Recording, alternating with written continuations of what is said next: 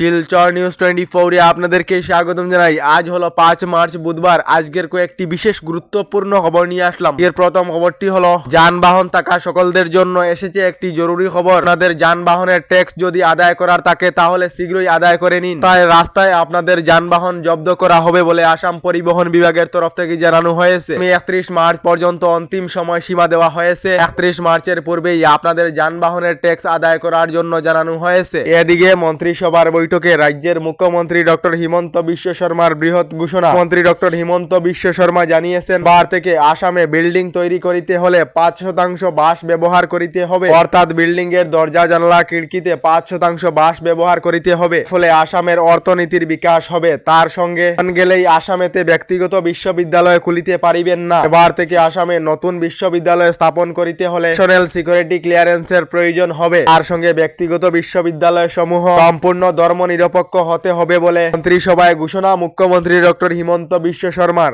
এদিকে ইউএসটিএম এর আচার্য মাহবুবুল হকের গুয়াহাটি হাইকোর্টে দ্বিতীয় মামলায় জামিনের শুনানি অসম্পূর্ণ রয়েছে। আজ বুধবার জানা যাবে চূড়ান্ত ফয়সালা। আজ ইউএসটিএম আচার্য মাহবুবুল হক জামিন লাভ করিতে পারেন বলে খবর এসেছে। এদিকে আইরংমারা বাজার থেকে 102.84 লিটার হইত মদ বাজেয়াপ্ত করেছে কাছাড় পুলিশ। খবরের ভিত্তিতে দুয়ারবন থানা এলাকা আইরংমারা বাজারেতে কাছাড় পুলিশের বৃহৎ সাফল্য। এদিকে 2026-এর বিধানসভা নির্বাচনেতে বিজেপিকে যে কোনোভাবে হারাবো। 2026-এতে যদি বিজেপিকে না হারাতে পারি তাহলে আর জাতিটা বাঁচবে না বলে মন্তব্য বিধায়ক অখিল গগৈ। 2026-এতে আপনারা বিজেপি না কংগ্রেস না অন্য কোনো দলকে চান কমেন্টে নিশ্চয় জানাবেন। এদিকে চ্যাম্পিয়ন্স ট্রফি 2025-এর ফাইনালে ভারত গতকাল সেমিফাইনালে অস্ট্রেলিয়াকে 4 উইকেটে পরাস্ত করেছে টিম ইন্ডিয়া। টিম ইন্ডিয়াকে আপনারা নিশ্চয় কমেন্টে শুভেচ্ছা জানাবেন।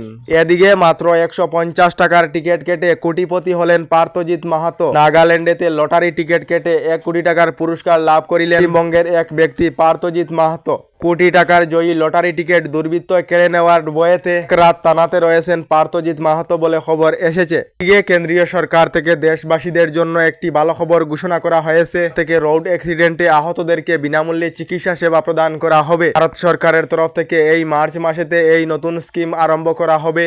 এবার থেকে রোড অ্যাক্সিডেন্টে আহতের 1.5 লাখ টাকা পর্যন্ত খরচ সরকার বহন করিবে বলে জানানো হয়েছে। এদিকে এইবার মেয়াদেরকে দোকান দিতে দেব না, আমার ছেলেদেরকে দেব। আমার উৎসবে মিয়াদের কাম কি? আসামের মিয়া মুসলমানদের বিরুদ্ধে বিতর্কিত মন্তব্য মন্ত্রী অশোক সিংহলের। এদিকে মুখ্যমন্ত্রী ডক্টর হিমন্ত বিশ্ব শর্মার বৃহৎ মন্তব্য। মুখ্যমন্ত্রী ডক্টর হিমন্ত বিশ্ব শর্মা জানিয়েছেন, দেশের হিন্দুদের জন্য মুসলমান বিপজ্জনক নয়। কলকাতাতে আয়োজিত এক অনুষ্ঠান থেকেই রাহুল গান্ধী এবং মমতা ব্যানার্জিকে কটাক্ষ করেছেন মুখ্যমন্ত্রী ডক্টর হিমন্ত বিশ্ব শর্মা। মুখ্যমন্ত্রী ডক্টর হিমন্ত বিশ্ব শর্মা জানিয়েছেন, মমতা ব্যানার্জি এবং রাহুল গান্ধী হিন্দু ধর্ম ধ্বংস করিতে চায়। তার সঙ্গে মুখ্যমন্ত্রী জানান, ঔরঙ্গজেবে হিন্দু ধর্ম ধ্বংস করিতে শপথ খেয়েছিল, কিন্তু হিন্দু ধর্ম ধ্বংস হয়নি। হিন্দু সকলদের বিপদ মুসলমান অথবা খ্রিস্টানদের থেকে নয়। বামপন্থী সকলেই হিন্দু ধর্মের জন্য বিপজ্জনক। দিকে সরকারি ঘরের তালিকায় নাম থাকা এবং জিওটেকিং হওয়া প্রতিটি গরিব দুঃখী পরিবারে লাভ করিবেন সরকারি ঘর বলে ঘোষণা মুখ্যমন্ত্রী ডক্টর হিমন্ত বিশ্ব শর্মা। শীঘ্রই রাজ্যের 3,88,000 লোকেরা লাভ করিবেন সরকারি ঘর বলে রাজ্য সরকার থেকে জানানো হয়েছে। তারা সরকারি ঘর লাভ করেছেন না না কমেন্টে নিশ্চয় জানাবেন।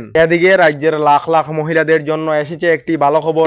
যে সকল মহিলারা আত্মসহায়ক গোট অর্থাৎ এসএইচজি গ্রুপের অধীনে রয়েছেন সকল মহিলাদেরকে অনেক দিন ধরে 10,000 করে টাকা দেওয়ার ঘোষণা করা হয়েছিল রাজ্য সরকার থেকে। এখনো পর্যন্ত মহিলাদেরকে 10,000 করে টাকা দেওয়া হয়নি। আর আগামী 1 এপ্রিল তারিখে রাজ্যের 40 লাখ মহিলাদেরকে 10,000 করে টাকা দেওয়া হবে বলে ঘোষণা রাজ্যের মুখ্যমন্ত্রী ডক্টর হিমন্ত বিশ্ব শর্মা। আপনাদের ঘরের মহিলা অথবা আপনি এসএইচজি গ্রুপেতে রয়েছেন নাকি কমেন্টে নিশ্চয় জানাবেন। ডেইলি খবরগুলি ভালো লাগলে আমাদের ভিডিওতে লাইক দিয়ে চ্যানেলটিকে সাবস্ক্রাইব করে নেবেন।